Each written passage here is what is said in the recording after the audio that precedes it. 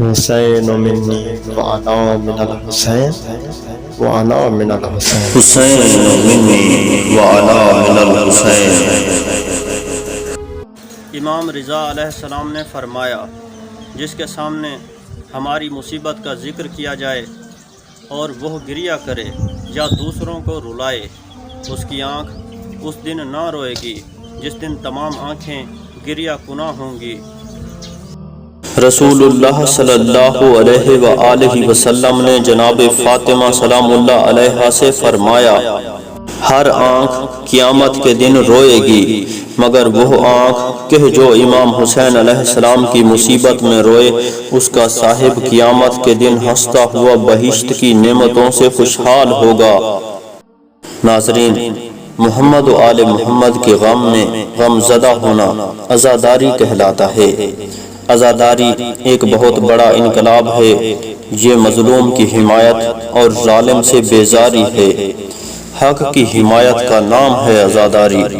فرامین اہل بیت علیہ السلام میں جہاں دوسرے دینی احکام کو اہمیت دی گئی ہے، وہاں عزاداری کی بھی تاکید کی گئی ہے۔ امام سجاد علیہ السلام نے فرمایا، جو مومن بھی امام حسین علیہ السلام کی شہادت پر آنسو بہائے اس طریقے سے کہ وہ آنسو چہرے پر جاری ہو جائیں، تو اس کو اللہ تعالیٰ جنت کے کمروں میں سے ایک کمرہ عطا کرتا ہے کہ وہ کئی سو سال اس میں رہے گا۔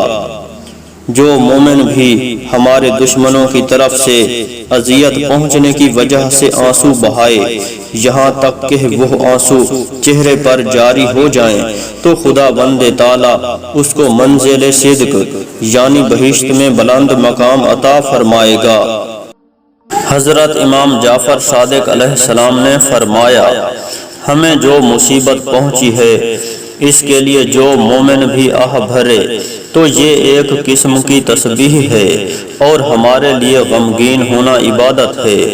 جو بھی ہمارے راز کو چھپائے رکھے گویا اس نے راہ خدا میں جہاد کیا۔ اس کے بعد فرمایا، یہ حدیث اس لائق ہے کہ اس کو سونے کے پانی سے لکھا جائے۔ نیز فرمایا، ہر مصیبت کو چھپانے اور صبر کرنے پر ثواب ہے مگر ہماری مصیبت میں رونا اور آنسو بہانا اور اس میں صبر نہ کرنا اور اس کو ظاہر کرنا ثواب ہے۔ حضرت امام رضا علیہ السلام نے پہلی محرم کو گفتگو کے ضمن میں فرمایا، اے فرزند شبیب، اگر تم دوست رکھتے ہو کہ ہمارے ساتھ بہشت میں بلند مقام پر ہو تو ہمارے غم میں غم کرو اور ہماری خوشی میں خوشی کرو، اور ہماری ولایت اور ہماری دوستی کا قائل ہونا تم پر لازم ہے، کیونکہ جو کسی پتھر کو بھی دوست رکھے گا تو خدا بند تعالیٰ اسے اس کے ساتھ محشور کرے گا۔ ناظرین، ہم نے عزاداری کی عظمت کے بارے میں فرامین محمد و آل محمد صلی اللہ علیہ وآلہ وسلم پیش کیے ہیں۔ خبردار کوئی شخص یہ نہ سمجھے کہ صرف رو لینے سے عزاداری کا مقصد پورا ہو جائے گا اور باقی اعمال کی ضرورت نہیں رہے گی۔ غور سے سنو، حقیقت میں عزاداری بذات خود دعوت عمل ہے۔ پس جو شخص عمل کا انکار کر دے تو سمجھ لینا کہ وہ حسین کا حقیقی عزادار نہیں ہے۔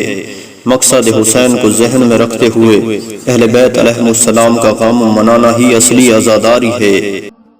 اللہ ہم سب کو امام حسین علیہ السلام کا حقیقی عزادار بنائے، آمین۔ مزید ویڈیوز کے لیے دیکھتے رہیے زوار حسین یوٹیوب چینل۔